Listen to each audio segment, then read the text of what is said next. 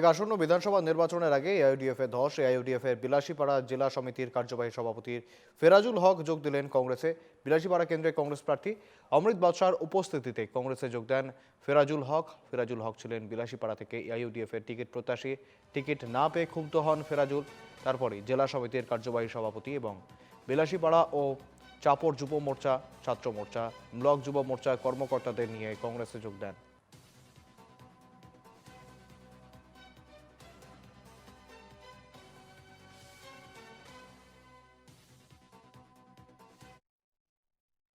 কেইজন মোৰ লগত সতীৰ্থ আছে। এই সতীৰ্থসকলৰ উপস্থিতিত আজি সন্মানীয় আমাৰ 10 নং বিলাসীপাৰা সমষ্টি কংগ্ৰেছৰ প্ৰাৰ্থী অমৃত বাদশাদেৱৰ উপস্থিতিত তথা ডাইৰেক্ট APCCৰ সভাপতি মাননীয় গৌৰৱ গগৈ চাহাবৰ লগত কথা পাতি এনেকুৱা আমি উৎফুল্লিত হৈছোঁ যে আমি গৌৰৱ গগৈৰ লগত আমিও গৌৰৱ অনুভৱ কৰিছোঁ।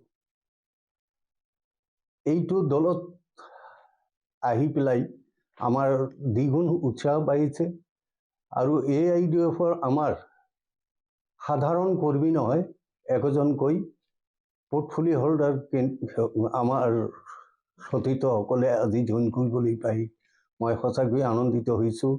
আৰু আনন্দ হোৱাৰ কাৰণটো হৈছোঁ আমি এই সৈনিকসকলৰ লগত যিমানবিলাক 10-15 হাজাৰ সৈনিক আমি লগাই দিম যে INCৰ প্ৰাৰ্থী সন্মানীয় অমৃত বাদশাক বিপুল হাৰত জয়যুক্ত কৰাৰ কাৰণে আমি সংকল্পবদ্ধ হৈছোঁ। কাৰণ এটাই, এআইইউডিএফ দলৰ পৰা আমি কংগ্ৰেছত জইন কৰিছোঁ। তাত মোৰ লগত আছে বিলাসীপাৰা জিলা যুৱ মৰ্চাৰ সভাপতি সাদেক আলী চাহাব, ব্লকৰ সভাপতি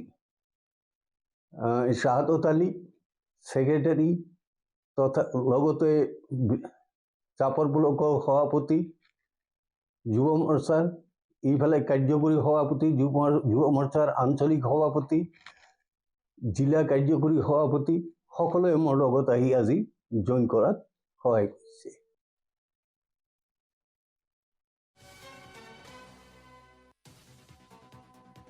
যোগ কংগ্ৰেসে কাৰ্যত কংগ্ৰেস প্ৰাৰ্থী অমৃত বাদশাৰ উপস্থিতিতে যোগদান